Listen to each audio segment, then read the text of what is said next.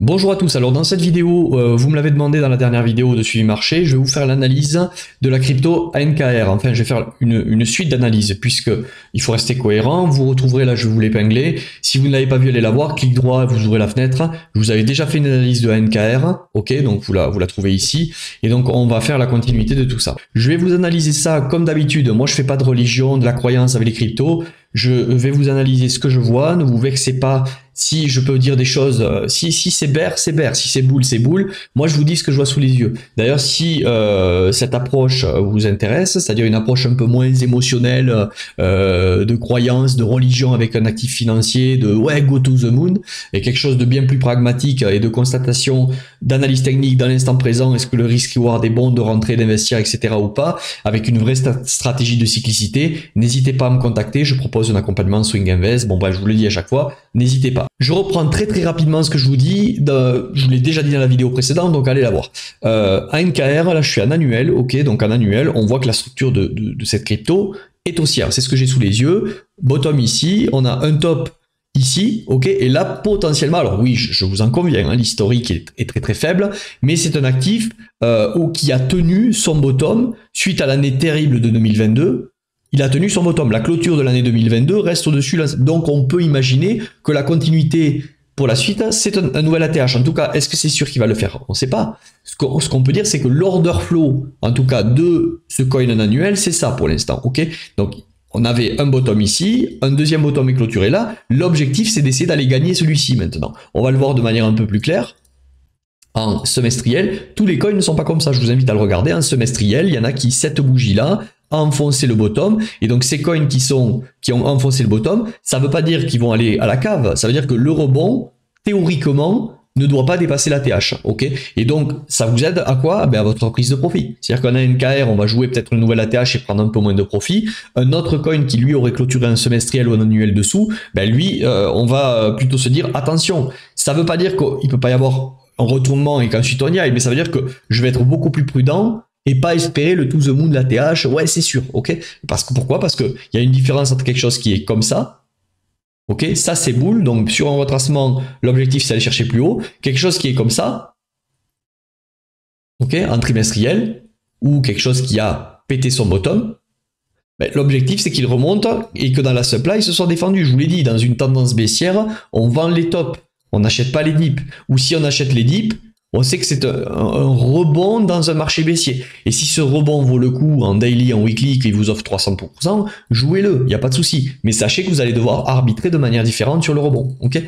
Donc ça, voilà, tout le monde ne vous le dit pas, moi je vous le dis. Donc ANKR, semestriel, on l'a sous nos yeux, c'est haussier, ok, pas de souci, on a cassé la ligne, ici, hop, bullish, retracement, ça tient, où est-ce que ça tient? Ben, dans une dimension semestrielle, on continue, hein, j'accélère sur ces choses-là.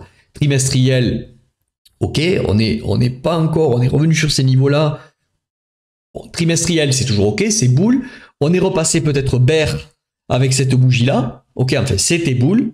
Là, on est repassé bear depuis avril 2022. Vous le voyez, je vais vous mettre une flèche. Cette clôture à cet endroit nous fait a priori repasser bear en trimestriel. Ok, mais attention, bear trimestriel dans un marché qui est bullish semestriel. Donc normalement, on devrait s'attendre, mais le marché doit maintenant nous le prouver, on devrait s'attendre à ce que ce coin en trimestriel nous fasse un retournement comme ça. Ok? C'est à ça que sert la fractalité et la compréhension des unités qui sont au-dessus de toi. C'est plus maintenant qu'il faut penser bearish, quoi. Je vous dis pas qu'il faut acheter, je vous dis que c'est plus maintenant qu'il faut penser bear, en tout cas. En gros, c'est plus maintenant pour un trader qu'il faut shorter. Le risk reward de shorter ici, c'est un gros short quiz dans votre tête, en fait. Ok? Donc, on continue. Mensuel. Et c'est là qu'on s'était la dernière fois arrêté. On s'était arrêté à peu près par ici. Je crois qu'on était sur cette bougie ici mensuelle de pump. Je vous disais que pour moi, cet actif en mensuel n'était pas encore au boule. Ok, on était dans un bear market mensuel trimestriel et que là normalement ça devait tenir. Cette base ici devait tenir. Ok. Et donc on était sur cette bougie, je crois février 2023 ou peut-être début mars 2023. Et je vous avais répertorié. Vous avez qu'à aller voir la vidéo. Hein, je vous l'ai remis en début. Je vous ai remis, et j'ai du mal à m'exprimer, hein. Je vous ai remis en début de vidéo la petite pastille pour pouvoir aller la voir. Donc hop, je vous avais mentionné la dernière dimension mensuelle quand on était ici, Ceux qui font de la croyance disaient oh, c'est pas possible, on n'y reviendra pas quand on était à 0.038. Bon, bilan des courses, on est à 0.0 aujourd'hui 20, ok. On est quasiment moitié prix, 50%. C'est pareil, on va passer en weekly. Donc avant d'aller en weekly, ce que je vous disais c'était qu'en mensuel pour l'instant. Là on repérait des jolis equal high hein, qui nous laissent un indice comme quoi normalement il peut y avoir un nid de liquidité au-dessus et que ça risque d'aller péter, ok, ça risque d'aller péter, c'est un indice supplémentaire qui nous dit que prendre des positions ici, on a un peu plus de chances déjà de peut-être revendre plus haut, c'est un indice qui est laissé par le marché, ok. Est-ce que c'est sûr? Non, bien entendu. Donc en mensuel, je vous disais qu'on avait une relance, mais que pour moi ça rendait pas pour autant le coin bull, mais qu'on pouvait avoir un retracement dans cette dimension zone et que c'est ici qu'on allait essayer de convertir et de transformer l'essai de cette manière, c'est-à-dire épaule, tête, ok, en fait la tête c'est la prise de liquidité, hein, relance, et qu'on allait peut-être avoir besoin de reconstituer la deuxième épaule, et là on aurait une épaule tête-épaule inversée, et à ce signal, là on passerait boule en mensuel, ok, et même par la même occasion en trimestriel je pense. Mais est-ce qu'il faut attendre ce signal pour chercher à se positionner? Ben, un investisseur mensuel oui, il chercherait ensuite à capturer le dip, mais un investisseur weekly qui veut la jouer un peu plus tight, un peu plus serré, et peut-être trouver des raisons de se positionner ici et en ayant un niveau de couverture en dessous, ben tu comprends bien que si tu te positionnes ici, c'est peut-être un peu plus risqué d'un point de vue, t'anticipes le mensuel, mais s'il y a des raisons en weekly d'y aller, parce qu'en weekly on est boule, ben repasser boule, pour pouvoir repasser boule à mensuel, il va bien falloir que ça démarre daily weekly, ok. Donc, on va aller voir ici en weekly, de suite, hein. Et donc en weekly, ce que l'on peut constater, alors attendez, je vais enlever mes dessins pour que ce soit un peu plus propre. Donc on retrouve ce pattern, hein, épaule, tête, et est-ce qu'on serait en train de faire la deuxième épaule inversée? Au passage, sur la vidéo que j'ai faite en mars ou en avril, allez voir à 15 minutes, on était par ici je crois, et je vous disais qu'il était probable, puisque dans la dimension zone, la monthly, on peut retrouver l'ultime dimension weekly tout en bas ici. Je vous disais qu'il était peut-être probable, et allez voir à 15 minutes sur l'ancienne vidéo d'Anker. Je vous dis pas que je suis Madame Irma, je vous dis que on constate ce qu'on voit sous les yeux. Quand on est ici, et même si on ne veut pas l'entendre parce qu'on est amoureux d'ANKR, moi je suis amoureux de rien, aucune crypto. Moi je suis amoureux des cryptos qui me font gagner de l'argent. Et après coup, je dis plus, elle était bien cette crypto.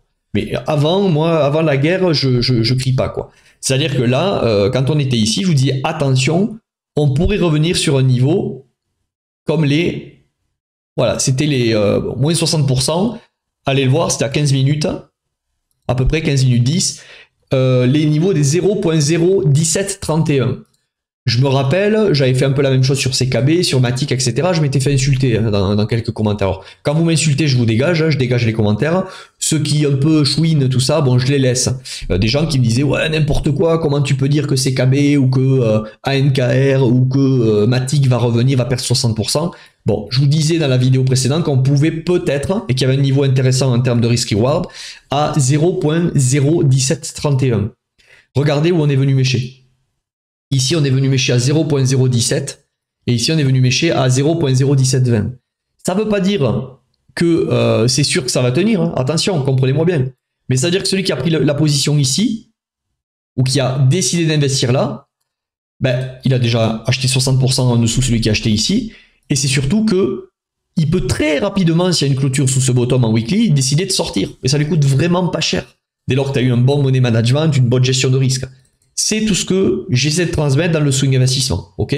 Tout ce que je vous donne là, et ne croyez pas qu'au bout d'un il n'y a que du hasard. Quand à chaque fois ça tape des targets et que j'avais bien vu le truc, c'est pas que c'est moi qui ai vu, c'est qu'au bout d'un moment, quand vous avez en place une méthode rationnelle et qui n'est pas animée par de la croyance, de la ouais, go to the moon, ANKR, tout ça, ben vous avez quand même, vous maximisez vos chances d'avoir des bonnes décisions et de gagner de la thune. Moi, c'est comme ça que j'ai fonctionné sur le bull run précédent, c'est comme ça que ça m'a réussi, donc je vais pas rentrer dans de la ouais non, dans du combat religieux autour de crypto. J'en ai rien à faire moi de tout ça, ok. Quand c'est bull, quand c'est bear, c'est bear. Quand le risk reward est intéressant de l'acheter, j'achète.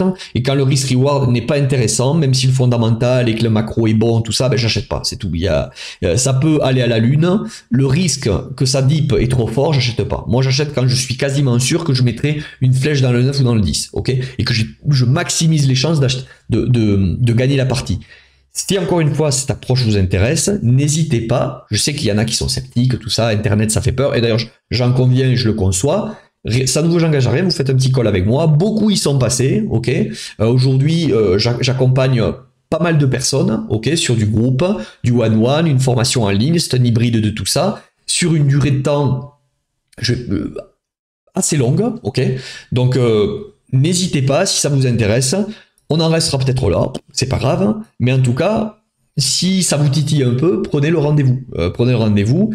C'est comme ça que je fonctionne, si vous voulez mettre en place quelque chose de sérieux sur le cycle. Alors, il y a un timing aussi pour aller dans les altcoins. Là, je vous parle d'un altcoin parce que certains me le demandent, mais on ne se jette pas sur tout. Il y a plein de checks, de paramètres avant de vous amener à ne serait-ce que regarder la charte d'un altcoin dans mon approche. Tout ça, c'est sur l'espace en ligne.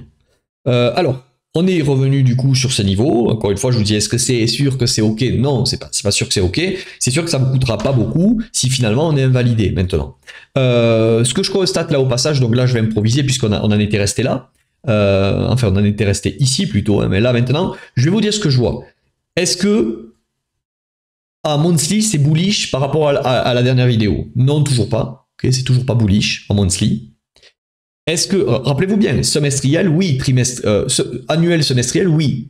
Trimestriel, mensuel, non, mais c'est le semestriel qui l'emportera. Et tant que ce bottom tient, jusqu'à preuve du contraire, le but c'est d'aller faire un nouvel ATH. Mais on ne doit pas le spéculer, l'anticiper. On doit le gérer sur des signaux. Ok, donc, c'est-à-dire qu'on ne peut pas immobiliser son cash comme un DCA dans Bitcoin où on dit voilà, je DCA parce que je pense cet actif est jeune, cet actif est un altcoin. DCA ici, c'est potentiellement un jour le protocole se fait hacker, la team se sépare, etc.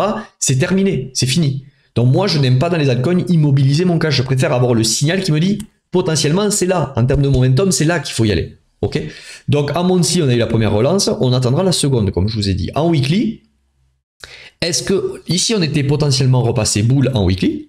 Ce que je vous disais, c'était un peu early de dire ça, mais cette première relance ici avait cassé un niveau de structure et on pouvait potentiellement buy le dip, c'est ce que je vous disais. Donc buy le dip, on y est là. On est sur le dip, on a touché la demand zone weekly, le risk reward est pas mal. Alors, est-ce qu'il faut y aller les yeux fermés? Celui qui aurait mis un ordre que j'appelle moi épuisette à cet endroit, boum, ben là il a exécuté pour l'instant, ça va. Il y est, il est bien, voilà, dès lors que tu es déjà à 16% au-dessus, bon, ok. Les choses qui me dérangent moi ici, et je me précipite pas sur les altcoins, c'est-à-dire, quelque chose qui me dérange c'est ça. À nouveau, on a potentiellement recréé des equal low ici, ok. Donc, on va voir ce que va nous dire la suite. Mais déjà, est-ce que c'est repassé bull en weekly là, ici? Non, pour l'instant, weekly c'est pas passé bull. Donc on aimerait, si cette tendance doit repartir, si on doit valider cette épaule tête épaule inversée en monthly, on devrait voir maintenant une accélération. Okay, on veut voir un changement de structure ici. Ces equal low là m'embêtent. Je pense qu'on pourrait être mangé à la sauce suivante, c'est-à-dire venir prendre ce niveau. Okay, bon, c'est vrai que ça sera enregistré, on verra bien. Hein. Et si ça ne le fait pas, on ne va pas dire ah tu vois, tu sais pas lire le graphique. Si tu n'as pas envie d'attendre cette prise de liquidité, commence à y aller ici. D'ailleurs, ça reste un bon niveau. Moi, personnellement, je te le dis, si je devais aller sur la NKR, j'attendrais un rebond, une prise de ce niveau, une liquidation, pourquoi pas même ce bottom, une liquidation assez violente, qui viendrait retester d'ailleurs ces niveaux que l'on n'a jamais retestés en dessous. Ok, je t'en parlais dans la vidéo précédente. Et un renversement de situation. Et là, on se retrouve avec une épaule, tête, épaule inversée, et avec à nouveau un signal ici de SC, AR, ST, boum, Spring ou STB, et on retourne le marché. Et là, ça deviendrait intéressant. Mais si, dans les semaines à venir, on n'a pas cette liquidation-là, et que hop, on vient et qu'on inverse le marché, qu'on clôture ici, tu peux à nouveau rechercher à buy un dip par ici. Pourquoi? Parce qu'on aura retourné ce marché quand même. Je veux dire, il n'y a pas toujours la prise de liquidité. S'il faut, le mal a déjà été fait ici. Le désespoir est total sur ANKR. Et voilà, le transfert même fort, même faible a déjà été fait. Mais la zone, voilà, reste bonne. D'autant plus qu'on est sur quelque chose qui a beaucoup retracé depuis l'ancien bull. Si, entre guillemets, tu crois à ANKR, on n'est plus dans des niveaux où on se pose la question d'acheter qu'on se pose la question de vendre. Voilà. Je pense que je vous ai à peu près tout dit. Est-ce que j'ai oublié quelque chose? Non, je pense pas. Les niveaux de target de revente, ça n'a pas changé. Vous les avez dans l'ancienne vidéo. Allez, je vous les redonne rapidement. Désolé si c'est pas exactement les mêmes. Là, je suis sur du weekly. J'en vois un qui me saute aux yeux ici. Oh ouais, ça fait pas haut. ça fait pas haut, mais on lit pas l'avenir. Donc je vous mets TP 100%, mais c'est vous qui arbitrez ce que vous prendrez ici. Hein. Ok. Ici, il y a une zone de TP. Pourquoi? Parce qu'on défonce les equal high et juste après, attention, il peut y avoir un retournement pour enfoncer plus bas. On connaît pas l'avenir, vous savez. Et même si finalement on tape le TP, qu'on fait un dip et qu'on continue haussier, vous aurez au moins évité ce dip. Admettons, on sort ici, là. On sort de cette épaule, tête épaule inversée. On prend le TP et on revient s'appuyer sur ces niveaux. On resterait bullish, mais vous évitez un moins 40, un moins 50% sur un retracement qui ne nous fait pas basculer bearish. Ok? Donc le TP se joue ici. Certainement d'ailleurs qu'on aura une réaction. Et sur toute cette résistance à cet endroit-là, certainement qu'on peut boum, boum, et potentiellement y aller derrière. Et là, il y aura à nouveau une zone de TP à prendre. Je vais essayer de vous la trouver rapidement. Ici, non, bon là il n'y en a pas en weekly, d'un point de vue weekly. Ok, il faudrait que je bascule. Alors on va voir un monde 6, il y a une raison d'y aller. Non, là tout est bien équilibré, ok. Très certainement qu'on pourrait trouver des raisons en daily. Je vais y aller. Ok, donc en daily. Ici tout est bien rééquilibré. Ouais, ici est-ce qu'on a retouché? Non, vous avez un niveau ici. À vous de voir si vous voulez le prendre ou pas. Les 0.08891. Ensuite ici, je vous en donne beaucoup, mais c'est des niveaux où il y a des trous, des imbalances. 0.10785. Personne ne sait exactement lesquels. En tout cas, on sait que ce sont des niveaux 0.13822 où il y a des risques de retournement. Pourquoi? Parce que tout simplement, le marché nous a laissé des empreintes comme quoi il y a des raisons de se retourner. Et les 0.15502. Voilà. À vous de voir.